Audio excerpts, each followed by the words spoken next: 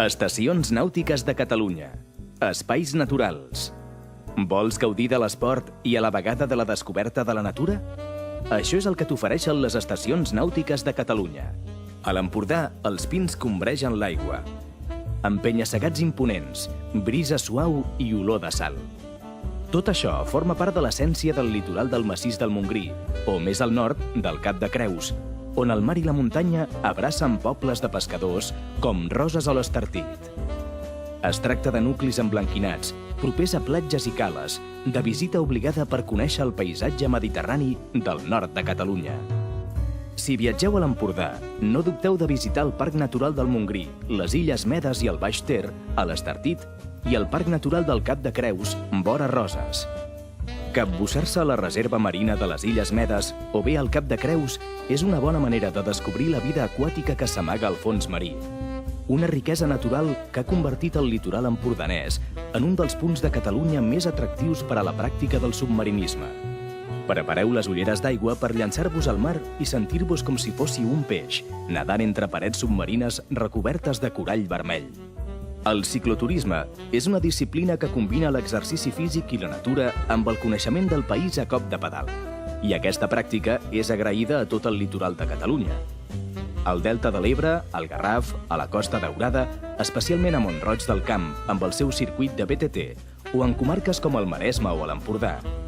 I és que aquest és un territori de mar i muntanyes litorals que per la seva configuració geogràfica faciliten aquest tipus d'activitats lúdico-esportives. El Delta de l'Ebre, prop de Sant Carles de la Ràpita, configura una de les zones d'aiguamolls més grans de Catalunya i una de les més importants del Mediterrani occidental. S'hi concentren cada any més del 60% de les espècies d'ocells que hi ha a tota Europa.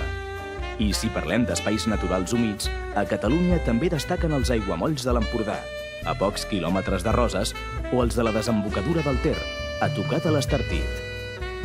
Si els visiteu, no oblideu els prismàtics, perquè des dels miradors que s'han habilitat en aquests espais naturals es poden veure tot tipus d'ocells. A la Costa Daurada, a l'Hospitalet de l'Infant, hi ha un espai on la muntanya es fon amb el mar. És un bon racó per practicar-hi tot tipus d'activitats i visitar un dels millors espais naturals de Catalunya, el paratge de El Torn. Gràcies a la seva situació aïllada, s'ha convertit en un espai idoni per la interpretació del medi natural, així com un espai de turisme naturista.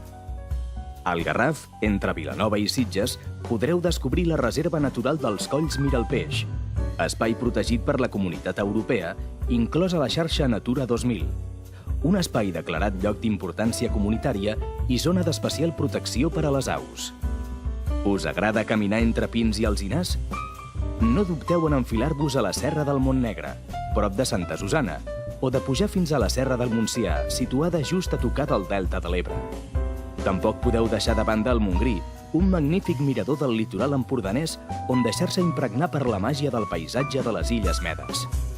Si passegeu pels serrats suaus que voregen Vilanova i la Geltrú i si camineu pel Parc Natural del Garraf, gaudireu de la flora i fauna autòctones. A l'Empordà, al Maresme, al Garraf, la Costa Daurada i el Delta de l'Ebre, les estacions nàutiques de Catalunya són la millor eina per descobrir alguns dels espais naturals més importants del nostre litoral. Us ho perdreu?